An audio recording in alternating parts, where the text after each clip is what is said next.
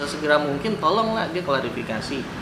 Karena dia ini kan memang untuk di saat ini adalah menjadi contoh panutan seorang wanita muslimah yang gemar untuk bersolawat.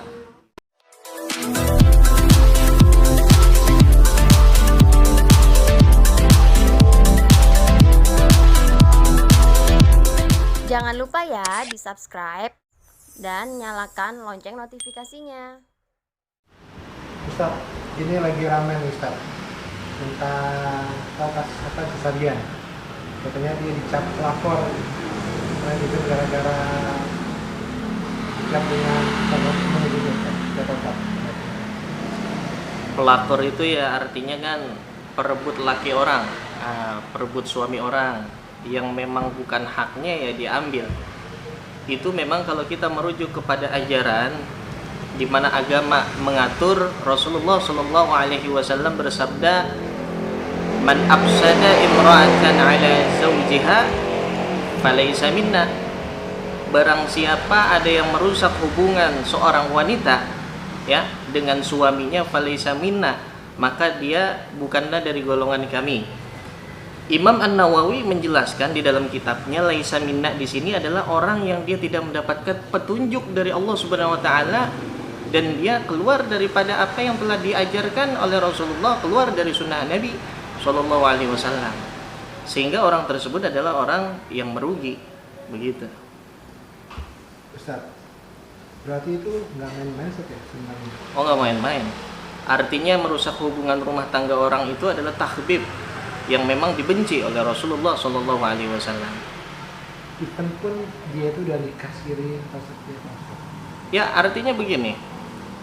Permasalahan dia untuk nikah siri itu berarti kan ada asas kausalitas di situ. Ada sebab dan ada akibat. Ketika dia menikah siri, maka akibatnya apa? Terdampak pasti dengan istri sahnya. Kan begitu. Istri sah yang memang sah secara agama dan juga sah secara undang-undang, secara negara. Artinya di sini memang ditekankan permasalahan takhbib, orang yang merusak daripada hubungan rumah tangga orang lain, apakah dia pelakor ataupun pebinor, ya. Bahwasanya qad la'ana Rasulullah sallallahu alaihi wasallam man fa'ala dzalik, yang mana Rasulullah sallallahu alaihi wasallam telah melaknat daripada hal tersebut. Dilaknat oleh Rasulullah, bahkan dikatakan min akbaril kabair, dari salah satu perbuatan dosa besar yang memang hukumnya adalah nantinya akan mendapatkan balasan siksaan baik di dunia maupun di akhirat, begitu. Ustaz, Ya. apalagi kalau itu adalah selingkuhan seperti apa Ustaz?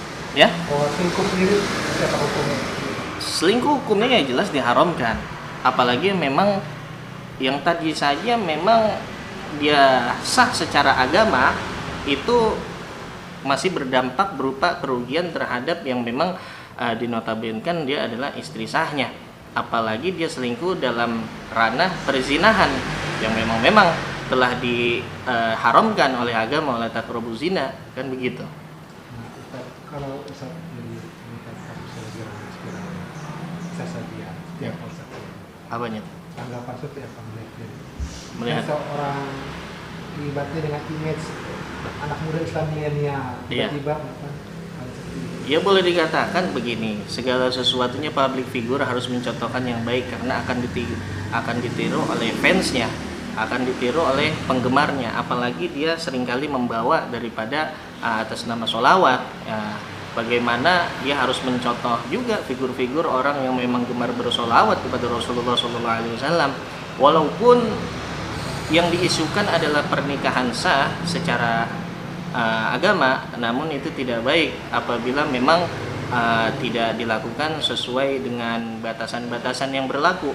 Karena kan nikah siri itu kan memang adalah suatu prosedur pernikahan yang tidak dilakukan untuk dicatatkan pernikahan itu secara administrasi undang-undang. Karena bagi seorang muslim adalah sah secara agama dan dicatatkan di KUA. Nah, telah menyalahi daripada Undang-Undang Nomor 1 tahun 1974.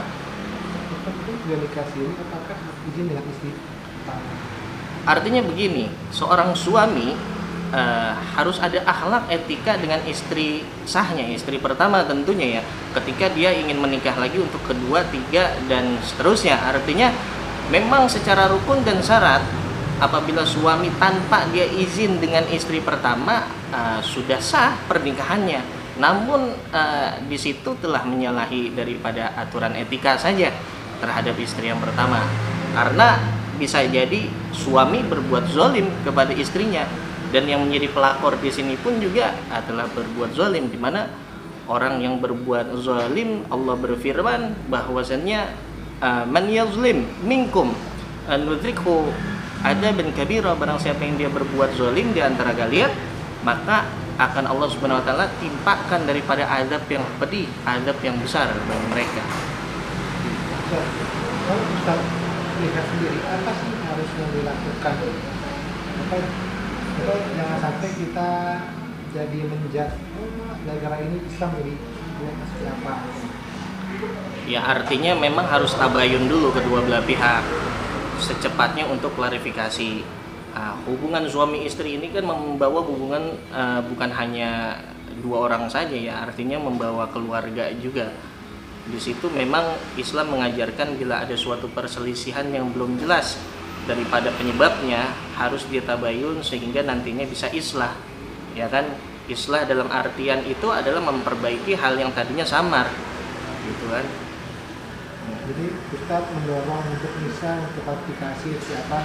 Dia klarifikasi sesegera mungkin, tolonglah dia klarifikasi, karena dia ini kan memang untuk di saat ini adalah menjadi contoh panutan seorang wanita muslimah yang gemar untuk bersolawat gitu. Jangan menjadi, karena mohon maaf, ada beberapa memang profesi tertentu karena tidak sesuai dengan profesinya, tidak mencontohkan hal yang baik, bisa dikatakan dia menjadi oknum. Jangan sampai dikatakan dia oknum juga, jangan gitu. Berarti ini bisa dibilang tidak semua ibaratnya misalnya kan jadi mau image perempuan berhijab seperti apa gitu, Iya. cukup lakon gitu. Ya. Artinya itu tidak bisa disatukan gitu, tidak bisa disatukan bahwa karena dia berhijab maka dia sudah pasti berakhlak yang baik. Oleh karenanya ya, untuk dia, karena dia adalah public figure, coba tolong sesegera mungkin klarifikasi.